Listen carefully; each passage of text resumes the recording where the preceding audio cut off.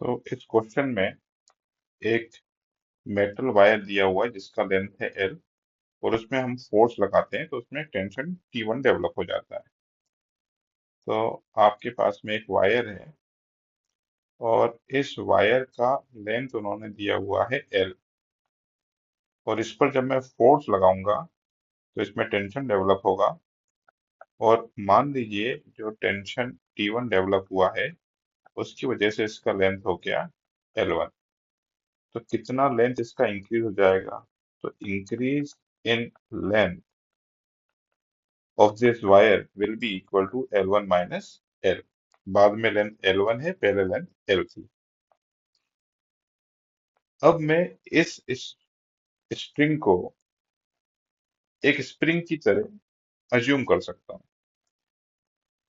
और फिर मैं फार्मूला मुझे पता है F इज इक्वल टू के एक्स। तो जो मैंने फोर्स लगाया है वो है T1। जितना हम फोर्स लगाएंगे इसमें, वो फोर्स जो है स्ट्रिंग में सॉरी टेंशन के फॉर्म में डेवलप हो जाएगा। तो tension T1 will be equal to K, और x की जगह पर मैं लिख रहा हूँ L1 माइनस एल। वैसे ही जब T2 टेंशन होगा तो K L2 माइनस एल, ये एलोंगेशन हो जाएगा। अब दोनों को आप डिवाइड कर दीजिए, तो T1 बाय T2 जो है वो L1 minus L divided by L2 minus L हो जाएगा। अब बस सॉल्व करके इसमें से एल निकालना है, मैं सॉल्व कर देता हूँ।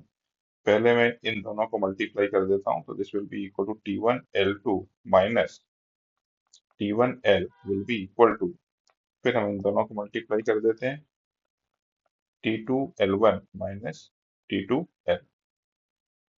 अब हम इसको इधर ले जाते हैं, तो ये जाएगा T1 L2 minus T2 L1 is equal to, और इसको इधर लेके आ गए, तो ये जाएगा T1 L minus T2 L।